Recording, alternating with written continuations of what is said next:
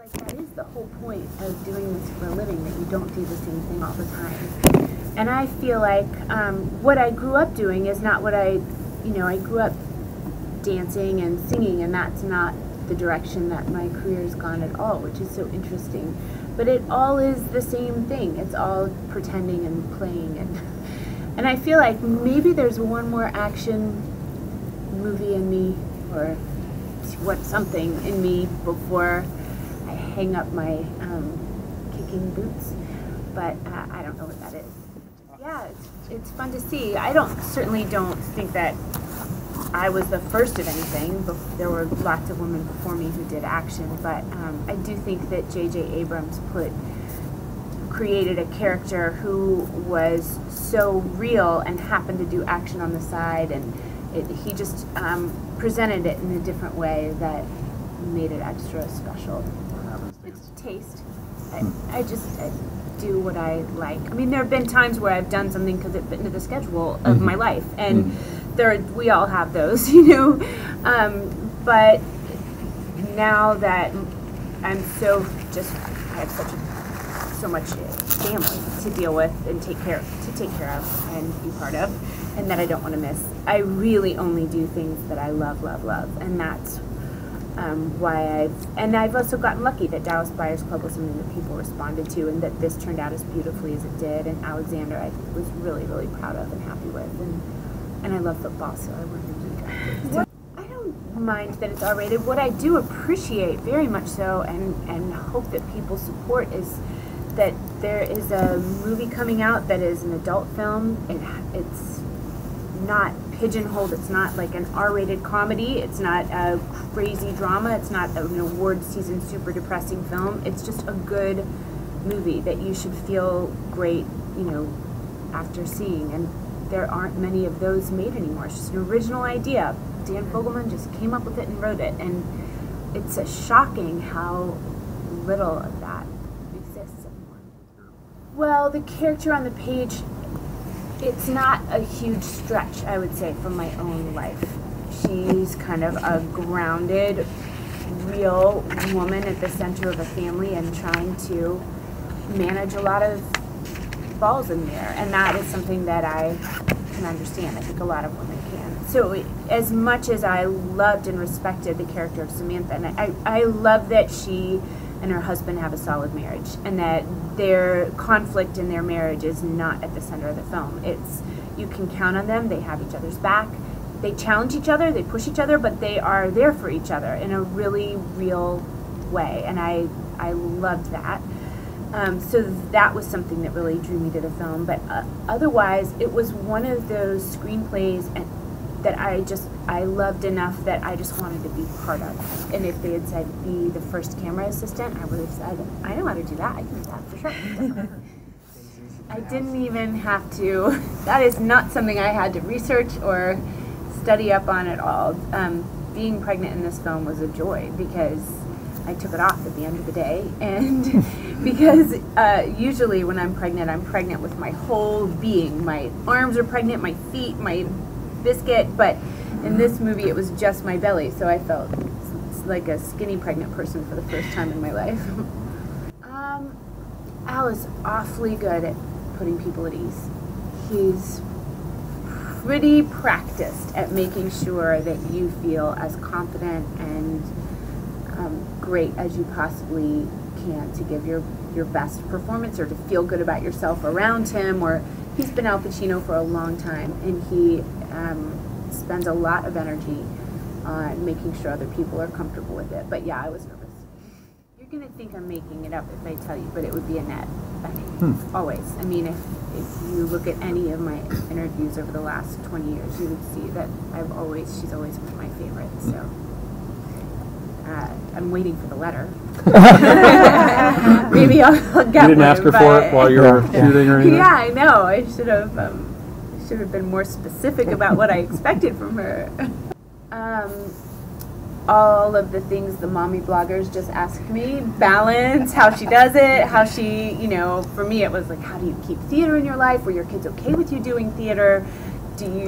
How much have you traveled with, how much are you willing to leave your kids? And how do you structure babysitters, how do you, everything. Where do your kids go to camp in the summer? Everything, anything I could think of. Very specific to having this job questions and also just general mom questions. Well, it's a lot to ask a kid to trust you, and it's a lot to pretend to be someone's mom. And for a child to want to reach up and grab your hand the way they would grab their mom's hand, you don't want them to do that with hesitation. You want that to feel totally natural to them, and there's no way to do it besides to earn it. So the first thing I did was take her to Build-A-Bear, because I called Bobby and said, I'm taking Giselle and her mom to Build-A-Bear and then to lunch, and I thought he'd say, oh, I'll meet you at lunch, you know, that's okay, but nope, he was there waiting when I got there, and we hung out together, we made an animal for her together and talked and chatted and had lunch and hung out. And then when I found out her favorite book series, I have kids around her age, and so I would bring books to the set and read to her between takes, and she'd read to me, and we'd go back and forth. And then, you know, typically if actors have 10 minutes, well, in this film you listen to Al talk because he's the most fascinating thing around, but typically you would, you know, I'd be on the phone seeing, you know, did everyone get where they're supposed to go? Is everyone healthy and happy? What do I need? What teacher did I hear from? That, you know, whenever you have a break from work, I would do those typical things. But if I'm working with a kid, they get the priority. So if we had cut and had 10 minutes and she didn't have to do school, she would say, my mom says I can get a snack with you, and I'd say, okay, and drop you know, she would get top priority, and she knew she had my full attention. I'm not a huge TV watcher, partly because my New Year's resolution was to actually read books at bed instead of watching old Seinfeld reruns, and Barefoot Contessa. That's what I watch Barefoot and Seinfeld. But there is so much good TV on. I just find that by the end of the day in my house, I don't want to be challenged. So I look for more mindless entertainment, like cooking shows. I know, it's boring. It's horrible when things like House of Cards or The Affair or all this beautiful television is on. So don't judge me. I just can't do it right now. The best soundtrack, I wish we could have acted to it while we were doing the scenes, but you can't get better than John Lennon. You actually can't. I know. I'm so grateful to Yoko Ono for giving us the rights to the music for the film. I can't imagine the movie without. I mean, the second we saw it with the music, it was like, oh, wow. Oh, yeah, that was the goal always. I mean, the film was originally called Imagined, and I don't think that anyone was comfortable with giving us that title, but so I know that there were conversations and we didn't win everything, but the important thing was the music, and we got that. I don't think it has to be Hollywood to lose your way. I think have I met people who had their head turned by success and made choices? Yeah, I think we all have. I mean, I'm sure there are choices that I've made that had I just, you know, gone to med school and become a nurse or something, I would have maybe done in a calmer, better way. But then again, lots of nurses screw things up too. But as far as the film, I love that it's asking people to take stock of their lives and to give things a second chance or a third chance or a fourth chance. It's so lucky I never have.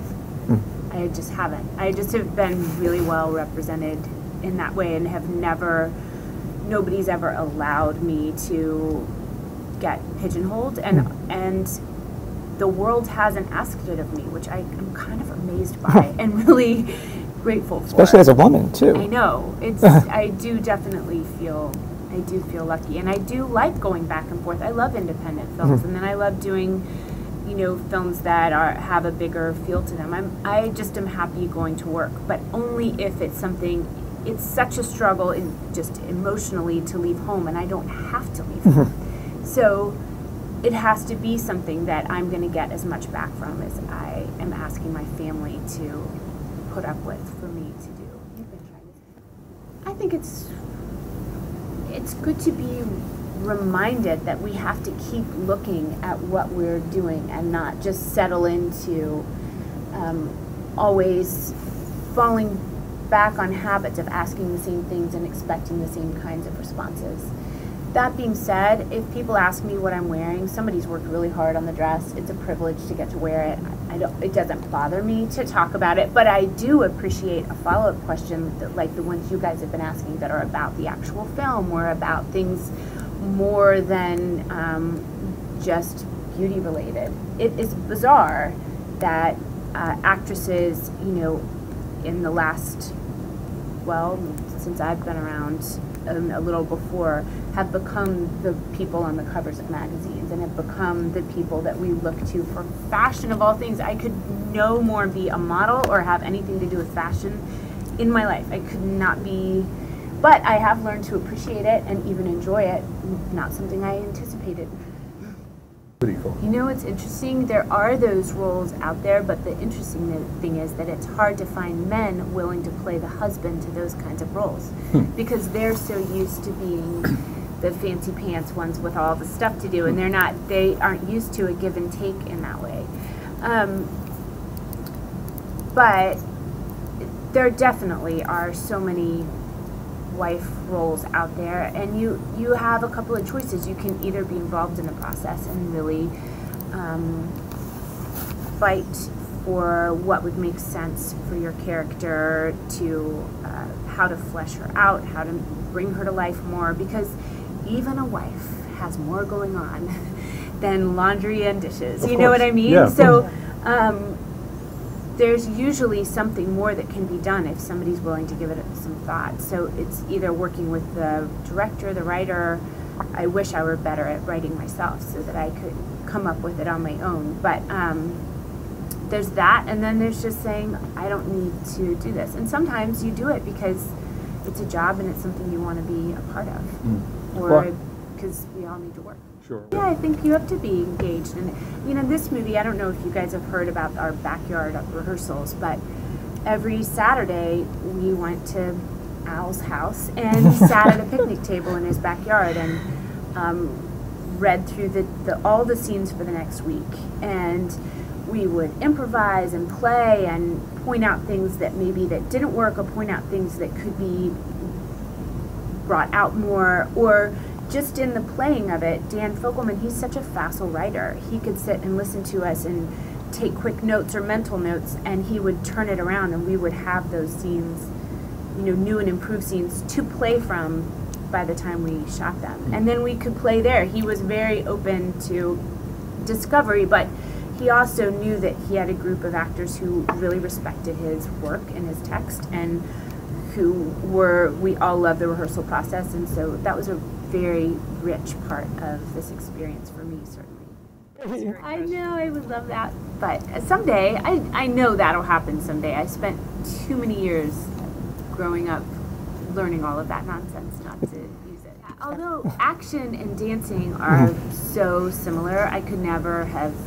done the fighting that I did myself. I mean, I could have had a stunt double do it and faked it, but I couldn't have actually done that stuff without, you know, 20 years of ballet under my belt.